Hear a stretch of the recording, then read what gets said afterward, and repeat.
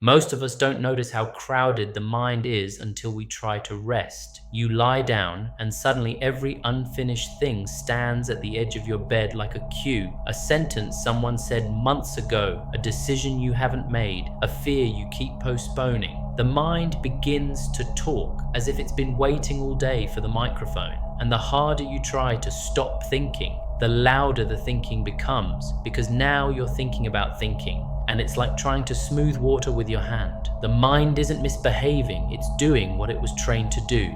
Keep scanning, keep predicting, keep gripping for control. So when people hear empty your mind, they often imagine something cold or unnatural, like erasing yourself. But Zen isn't asking you to become blank. Zen is asking you to stop being dragged. Emptying the mind is not deleting thoughts, it's loosening your grip on them. It's the difference between being inside a storm and watching the storm pass through a wide sky. The sky doesn't fight the clouds, it doesn't argue with the thunder, it simply remains what it is, space. And in that space, you learn a new kind of strength, the strength of not needing to win against your own mind. In Zen, emptiness isn't nothingness, it's openness. But even that word, openness, can sound like a nice idea until you feel what it changes inside you.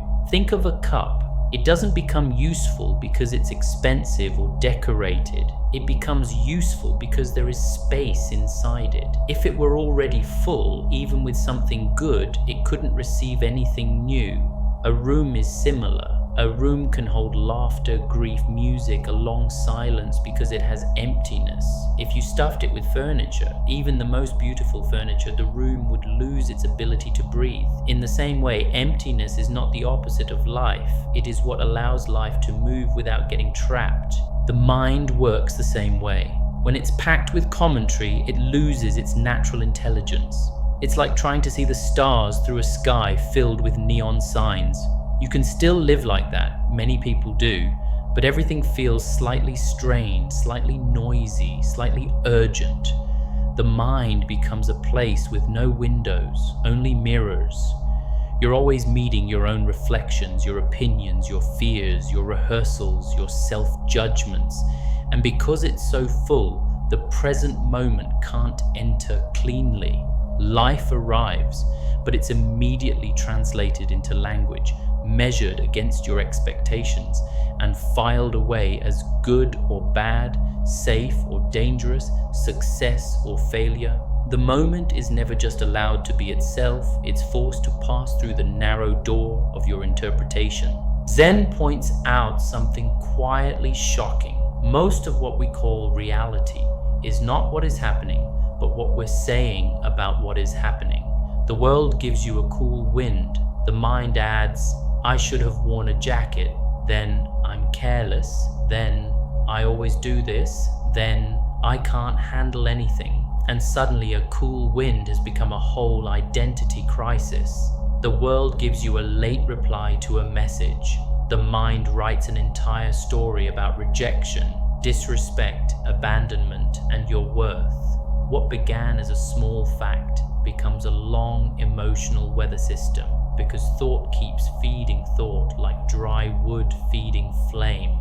Zen doesn't deny the facts of life. It questions the automatic stories we attach to them. This is why Zen doesn't treat thoughts as enemies. It treats them as events, like sounds. A bird calls, a car passes, a thought appears. If you don't grab the sound and make it personal, it simply moves through.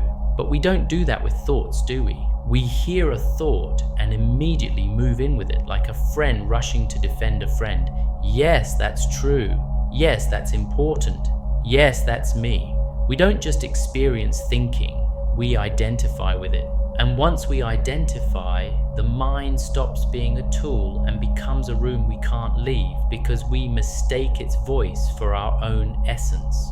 Emptiness is the undoing of that reflex, not by suppressing thought, but by weakening the habit of clinging. When Zen says empty, it's inviting you to see thoughts the way you might see clouds. Real, visible, changing, yet not solid, not permanent, not something you can build a house on. The mind becomes spacious enough that a thought can appear without immediately becoming a command.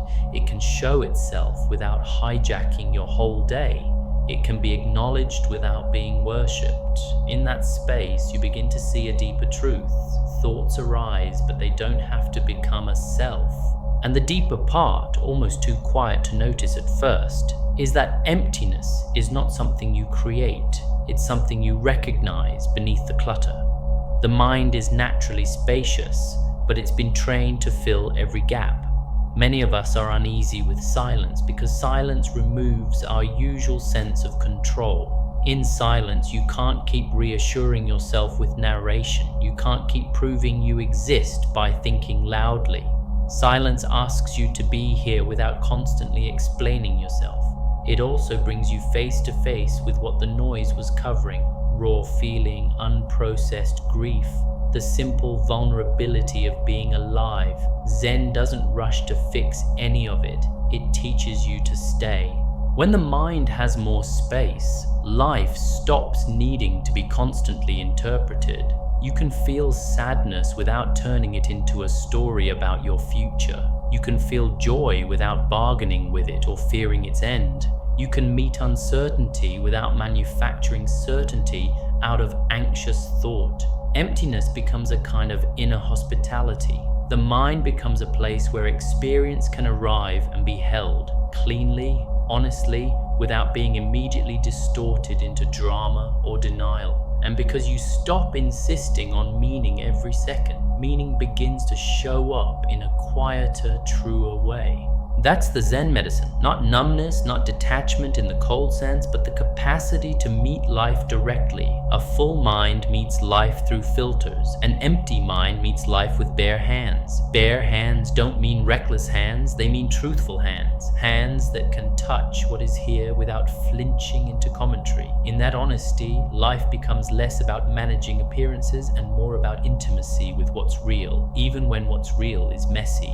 This is the real art. You don't empty the mind by kicking thoughts out. You empty it by refusing to feed them with your whole self. The mind survives on identification. The moment a thought appears, it quietly asks for a signature. Is this you? If you sign it, if you treat it as a report about reality or a definition of your character, it gains weight. It stops being a flicker and becomes a center of gravity. Then the body joins in. The chest tightens, the jaw sets, the breath shortens, and the thought is no longer just a sentence. It becomes an atmosphere you live inside. Zen trains you to notice the signature impulse before the ink hits the page. A thought appears, I'm behind. Notice what it tries to do. It doesn't merely point to a timeline. It smuggles in a verdict. It frames your life as a race, then accuses you of losing. If you believe it, you start moving from scarcity, hurrying, comparing, cutting corners, treating your own days like an emergency. Another thought, what if this goes wrong? On the surface, it sounds like planning, but underneath it often contains a demand for certainty that life cannot offer. If you obey it, you don't become safer, you become narrower. You begin to trade living for controlling. Another, I should have said something different.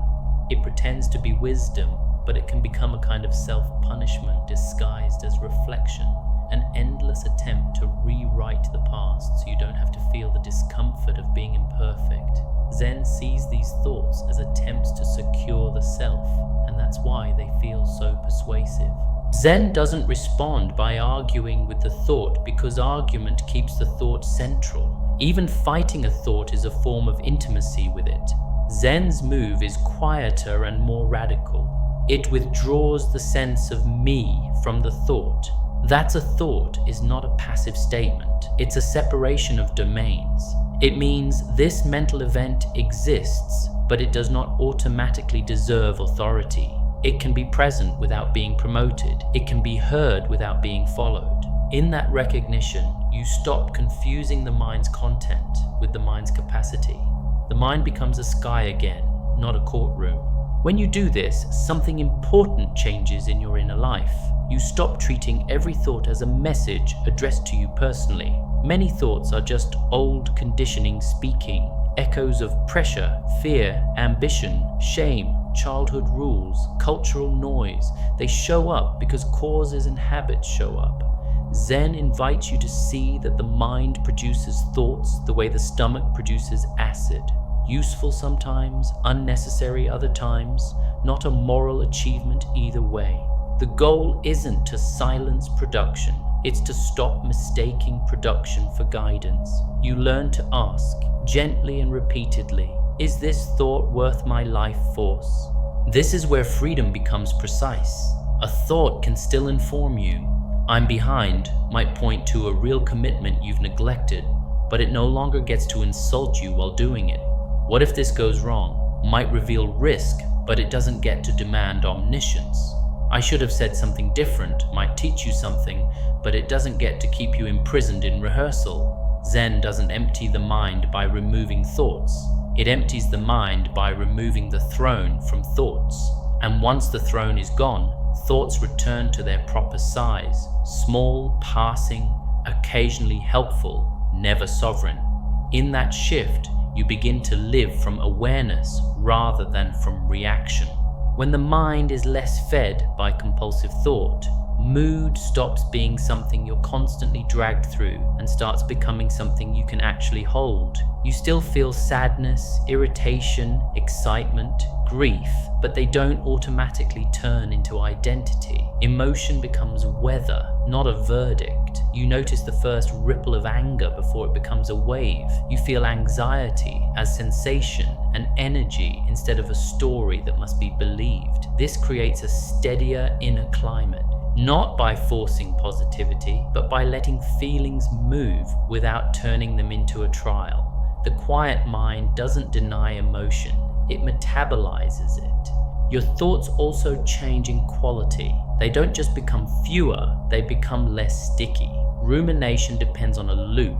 Thought triggers feeling, feeling triggers more thought, and soon you're living inside a closed circuit. When you stop feeding thoughts with your whole self, the circuit breaks. You can think without spiraling, you can plan without panicking, you can remember without re-entering the wound. Even creativity gets cleaner. When the mind isn't packed with noise, insight has room to arrive. It's not that you try harder to be wise. Wisdom becomes more available because attention is no longer being constantly hijacked. Clarity is one of the most practical outcomes, and it's not the sharp clarity of control. It's the clarity of seeing what matters.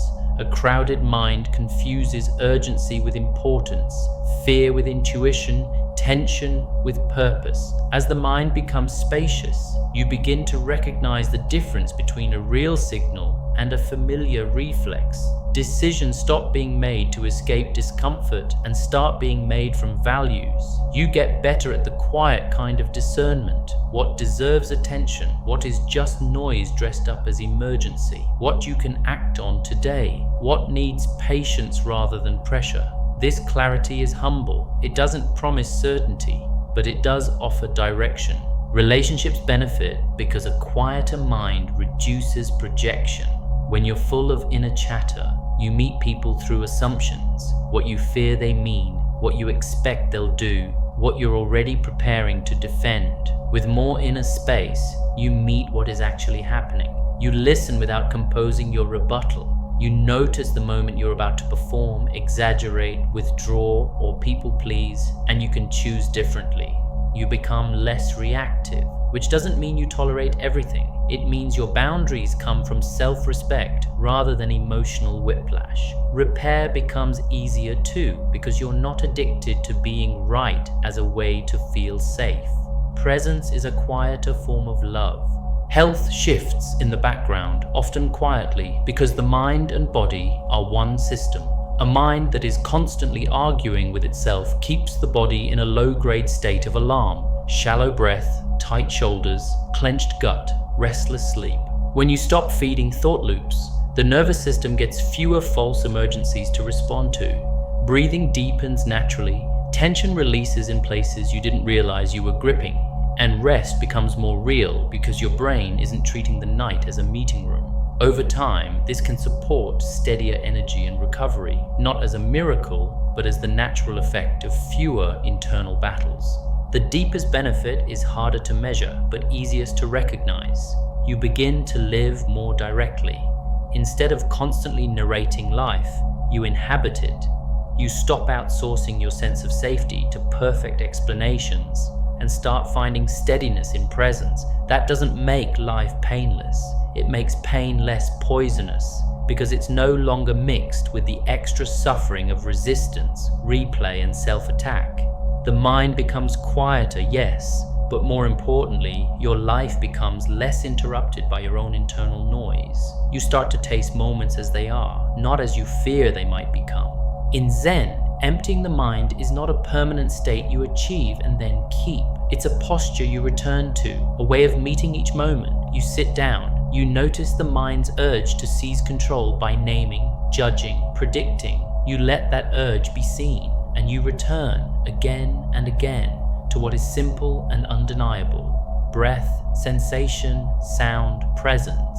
The return is not a technique, it's a training in not abandoning the present for the sake of a story.